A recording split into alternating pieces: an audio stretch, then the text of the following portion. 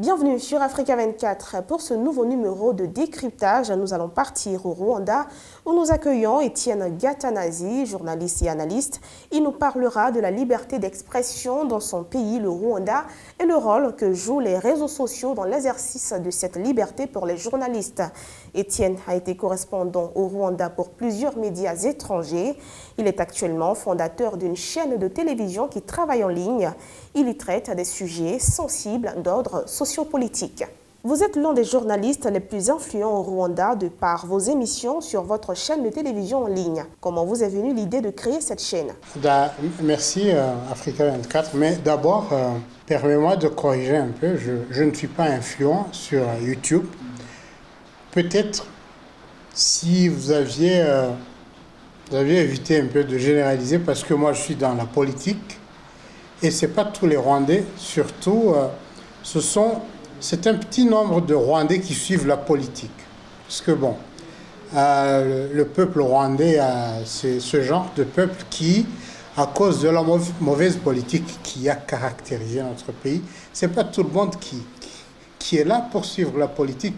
Certaines personnes, elles ont même peur de suivre le contenu politique. Ils disent que la politique, c'est seulement pour les politiciens. Alors, on dirait peut-être que dans le cercle des politiciens, des gens qui suivent la politique ou encore qui font la politique, là, je dirais que bon, je suis suivi. Pourquoi une chaîne qui traite de sujets essentiellement politiques?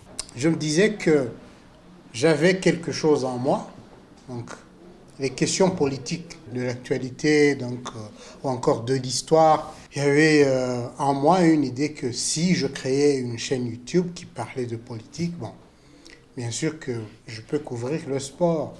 Je ne suis pas très mauvais en matière de journal, de tout ce qui se passe dans le monde du sport, ou encore la musique, ou encore l'économie.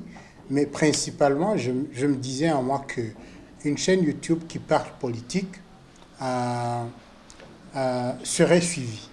C'est en mai 2020 que j'ai créé la chaîne, mais j'avais cette idée depuis mi-2019. Pour le moment, je dirais que ma chaîne est suivie. Parce que, bon, certaines personnes viennent me dire « Étienne, tu as étanché notre soif. On avait besoin de quelqu'un qui pouvait oser. » Ils utilisent le mot « oser » comme si c'était un tabou de parler de politique au pays.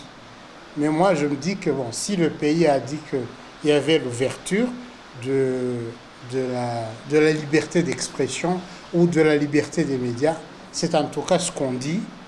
Alors moi, j'ai dit, ok, je vais le faire, même si c'est sensible, mais je vais m'y mettre et je m'y suis mis. Et jusque-là, personne ne m'a pointé du doigt. En parlant de liberté d'expression et des médias, pensez-vous que l'histoire du pays influence là-dessus et que pour ce fait, il y a des sujets que les journalistes ne peuvent pas aborder? Je dirais que je sens cette liberté parce que là, jusque-là, personne ne m'a attaqué, personne ne m'a pointé du doigt. Même s'il y a des commentaires ça et là, des gens qui me disent mais c'est dangereux de parler de politique, surtout que l'histoire du pays c'est très délicat, surtout qu'il y a des choses que jusque-là on n'aimerait pas dévoiler au grand public.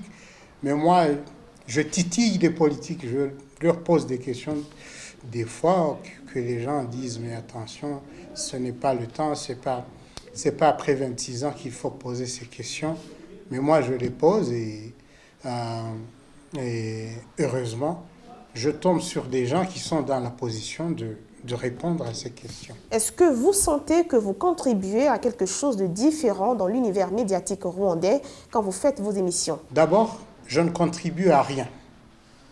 Mais moi, je me dis que bon, je suis en train de faire professionnellement ce que je dois faire et je suis en train, au contraire, de contribuer à la connaissance des gens.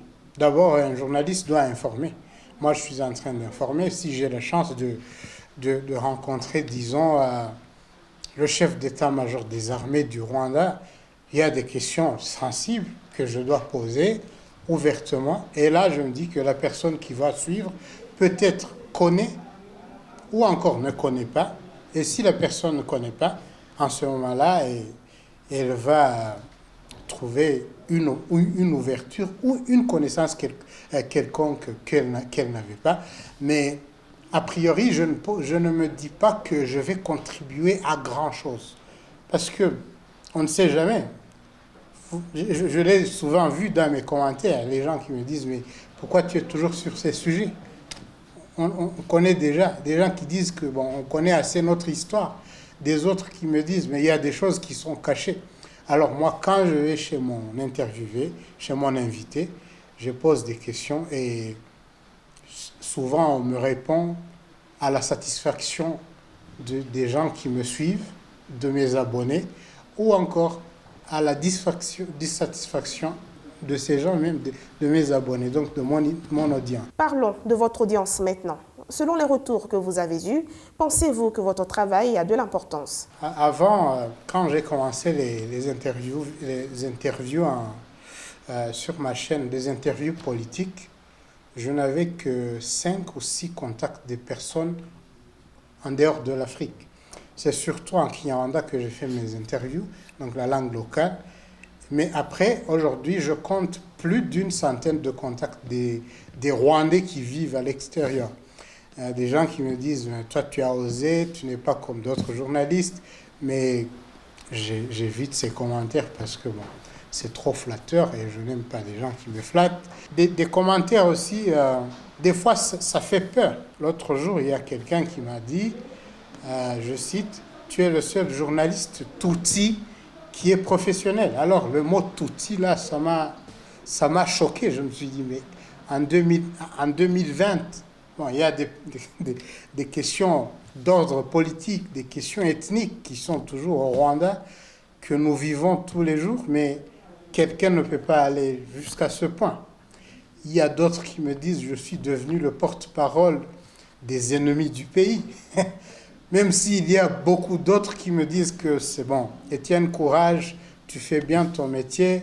Ce sont les questions dont on a besoin. Il y a des autres qui disent que bon, je contribue à ce que les gens connaissent vraiment ce qui s'est passé dans notre histoire, parce que c'est une histoire trop tourmentée. Et là, si je devais dire